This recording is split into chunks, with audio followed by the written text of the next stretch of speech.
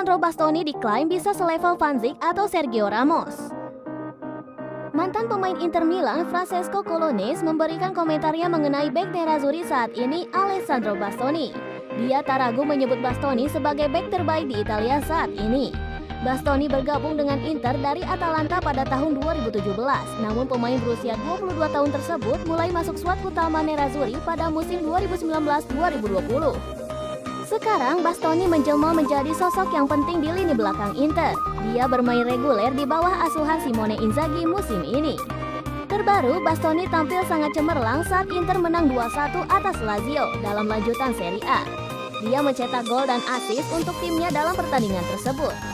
Colonese terkesan dengan perkembangan Bastoni. Dia pun merasa kalau Bastoni sudah bisa disejajarkan dengan bek level dunia seperti Virgil van Dijk atau Sergio Ramos.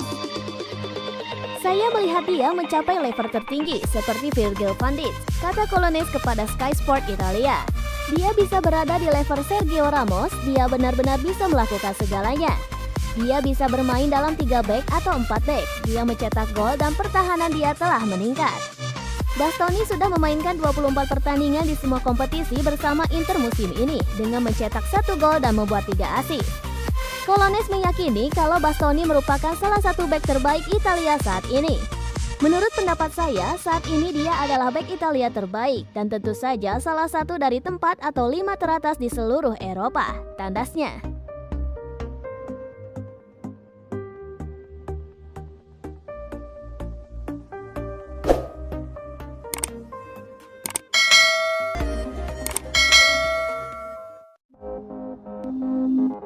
Inzaghi Piala Super Italia, ini laga final, kami siap berikan yang terbaik untuk fans.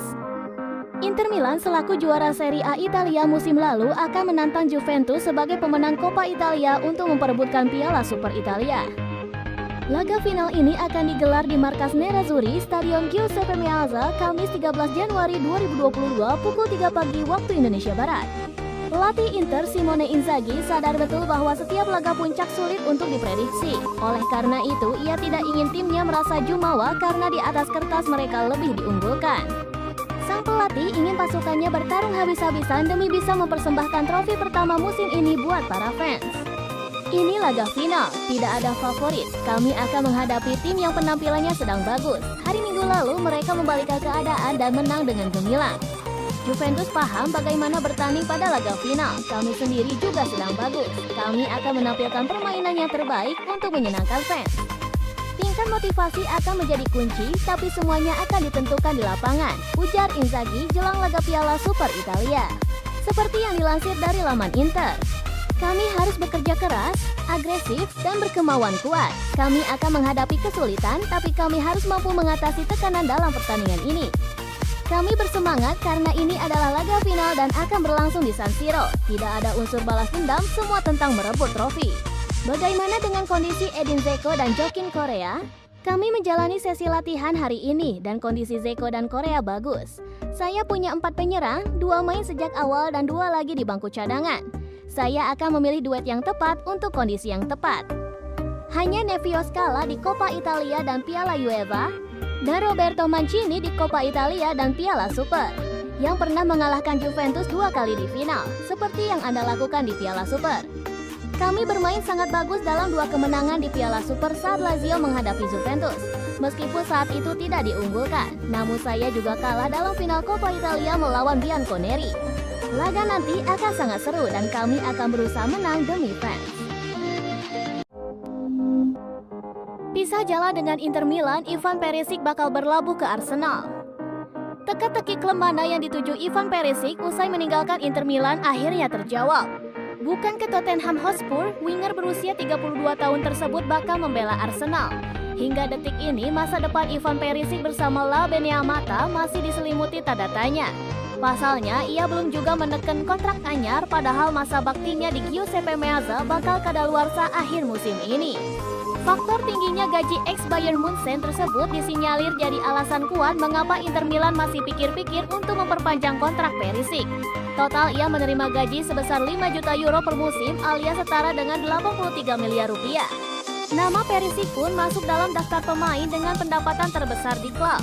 Selain itu, manajemen La Benea Mata sendiri memang tengah getol untuk membangun skuad yang bisa menjadi proyek jangka panjang klub.